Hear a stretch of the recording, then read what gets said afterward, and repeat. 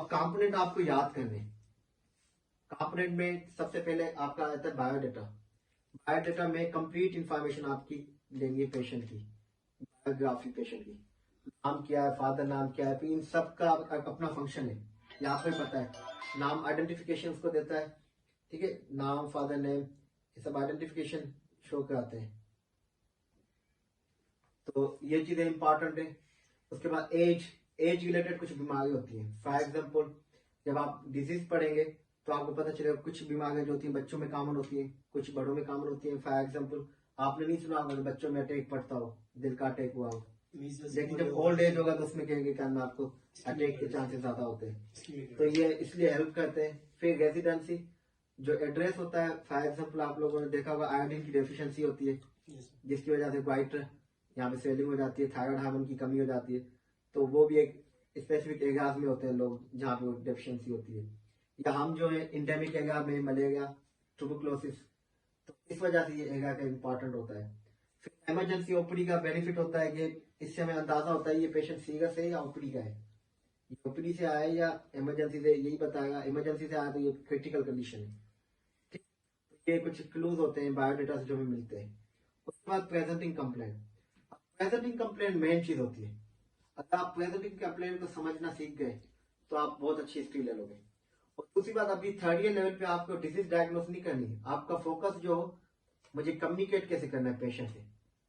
Fluency जो मैंने बताया इंग्लिश टर्म को उर्दू में या सिंधी में कहकर कैसे पूछना है मुझे, फ्लुएंसी लोकल लैंग्वेज में, कम्युनिकेशन स्किल किस तरह से मुझे पूछना है। आपको इस तरह से पूछेगा, आप उसके वालिद की डेथ का पूछते हैं तो उसकी जात पे कोई फर्क नहीं पड़े, दुख नहीं हो, इस तरह से पूछे। आप नशे का पूछ रहे हैं तो इस तरीके का से पूछे कि उस पर कोई फर्क नहीं पड़े, ठीक। आप फीमेल में मेंस्ट्रुअल हिस्ट्री ले गए तो इस तरह से ले ताकि उसको कुछ भी फील गलत नहीं हो।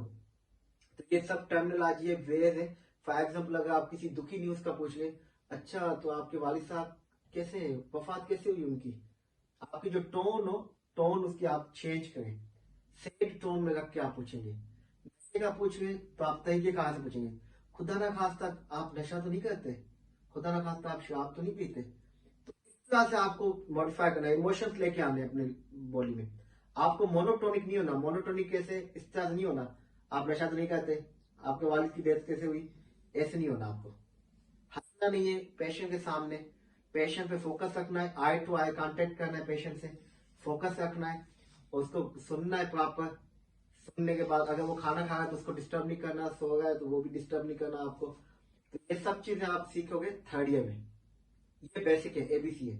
अगर ये आप सीख गए तो फिर आगे चल के आप डायग्नोस भी अच्छा करेंगे और पेशेंट भी आपसे कोऑपरेट करेगा। पेशेंट से आपको डिग आउट करनी है, ये हमें इन्फॉर्मेशन डिग आउट करनी है। इन्फॉर्मेशन डिग आउट वही कर सकता है जो एक पेशेंट की साइकी को अच्छी तरह समझे, कम्युनिकेट अच्छी तरह करे। ऐसे नहीं करेंगे अगर पेशेंट ने कोई मुश्किल वर्ड बता दे तो आप इस पेशेंट को छोड़ के दूसरे पे चले गए, या ये सही नहीं देगा दूसरे पे चला जाता हूँ, दूसरे ने कोई वर्ड बोल दिया या ये नहीं देगा सही दूसरे पे चला जाता हूँ, ऐसे नहीं। प्रेजेंटिंग कंप्लेन आपको पढ़नी पड़ेगी बुक से, जो हमारे पास कॉमन होती है, फीवर, पेन, स्वेलिंग। आप सर्जरी में स्वेलिंग मोस्ट कॉमन है, इसमें लंप जिसको हम कहते हैं लंप कहते हैं, तो वो मोस्ट कॉमन है। पेन मोस्ट कॉमन है, फीवर मोस्ट कॉमन है, वॉमिटिंग, डायरिया, कफ, ये प्रेजेंटिंग कंप्लेन है। इन सबकी बुक के एंड में क्वेश्चन लिखे हुए हैं कि अगर एक पेशेंट फीवर के साथ आता है तो आप कौन कौन से क्वेश्चन पूछेंगे। और थर्ड ईयर लेवल पे आप डिजीज रिलेटेड नहीं पूछे, सब पूछे। थर्ड ईयर में आप सबकी प्रैक्टिस करें। फॉर एग्जाम्पल एक बंदा आता है फीवर से, तो आप उसकी सिस्टमिक इंक्वायरी में जब जाएंगे हेड टू टो इवेल्युएट करें कंप्लीट। फॉर एग्जाम्पल ये क्यों इंपॉर्टेंट है, अब एक पेशेंट आ जाता है आपके पास, अब उसको कार्डिक प्रॉब्लम है, उसकी धड़कन बढ़ती है। अब ये पेशेंट आपने एक ही देखा है अभी तक, लेकिन अब एक देखा अचानक आपको मिल गया, आपकी प्रैक्टिस नहीं है, अब आप कैसे पूछोगे इससे। अगर आप शुरू से प्रैक्टिस कर गए होते हैं, किस कलर का है, व्हाइट है या येलो है, उसमें ब्लड तो नहीं है, तो ये चीजें जो पेशेंट कहेगा मुझे खांसी है तो खांसी के क्वेश्चन पूछोगे, पेन है तो पेन के, फीवर है तो फीवर, ये आपको क्वेश्चन बुक से देख के भी पूछ सकते हैं, जिस तरीके का मैंने बताया 3 स्टूडेंट का। उसके बाद ये जो हम इसकी ले रहे हैं ये एचओपीसी थी, history of present complain. Complain pain की जो हमने डिटेल ली है क्या है, एचओपीसी। एचओपीसी में क्या है, किसी बुक में वैसे ऑथेंटिकली ये क्लियर नहीं है पॉइंट, लेकिन जो हम लेते हैं एचओपीसी में 3 चीजें कवर करते हैं। जो आपकी प्रेजेंटिंग कंप्लेन है उसकी डिटेल, उसके बाद की नेगेटिव्स, तीसरा फंक्शनल स्टेटस, किस तरह बता देता हूँ। अभी जो हमने पेन की हिस्ट्री ली, कब शुरू हुआ, कहाँ से शुरू हुआ, उसका कैरेक्टर क्या था, एग्जैक्टिंग फैक्टर क्या थे, लिविंग फैक्टर क्या थे, ये सब चीज पूछ लिया हमने। अब हमने ये तो सवाल पूछ लिए पेन के। अब हमारे जहन में जब आप आगे आओगे डिजीज पढ़ोगे तो आपके जहन में कोई सवाल बनेगा। फॉर एग्जाम्पल अभी मैंने उसके माइग्रेन पेन की हिस्ट्री ले ली उसकी। अब मुझे क्या करना है, जो उससे रिलेटेड डिजीज है ना उसको एक्सक्लूड करना है। फॉर एग्जाम्पल जैसे हमने फीवर का बताया, फीवर आपने देख लिया, उसने बता दिया कि भाई फीवर के साथ कोई दूसरा प्रॉब्लम नहीं है। अब आपने जो फीवर की हिस्ट्री ली उसमें उसको शिवरिंग भी होती है, कांप भी गए वो, तो आपके जहन में 3-4 चीजें आ गई। जब आप डिजीज पढ़ोगे तो आपके जहन में आएगा बुखार के साथ कपकपी किस किस में होती है, मलेरिया में भी होती है, इन्फेक्शन यूरिन इन्फेक्शन में भी होती है, नमूनिया में भी होती है। फिर आप क्या करोगे, की नेगेटिव क्वेश्चन को पूछोगे। किस तरह से?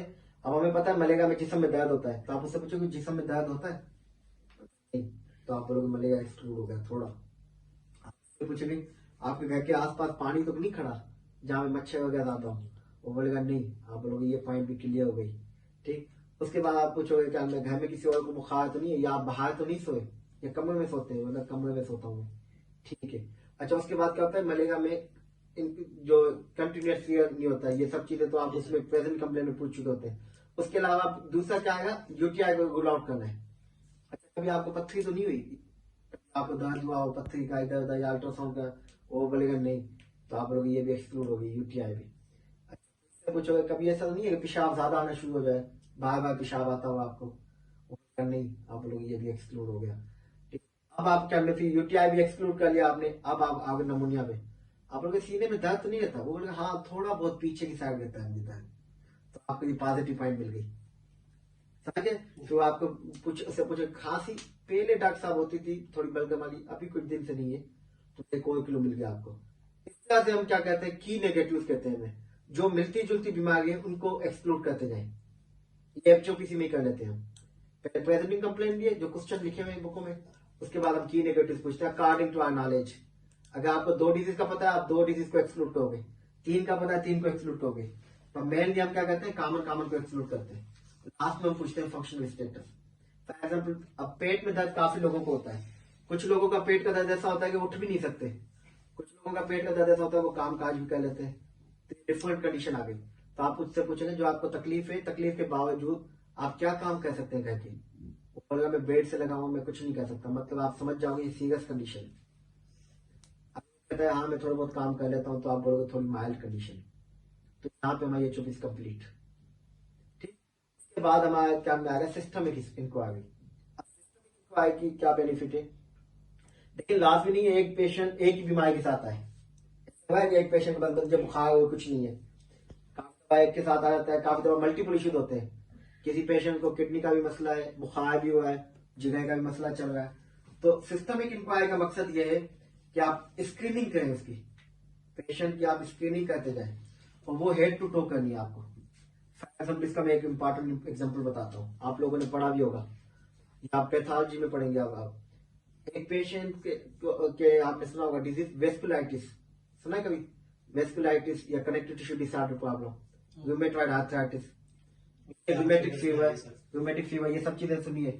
ठीक, अब इसमें क्या होता है, कनेक्टिव टिश्यू डिसऑर्डर प्रॉब्लम में मल्टीपल सिस्टम इन्वॉल्व होते हैं हमारे, लेकिन पेशेंट जिस चीज को ज्यादा परेशानी वाली समझेगा वो उस चीज से पैदल होगा।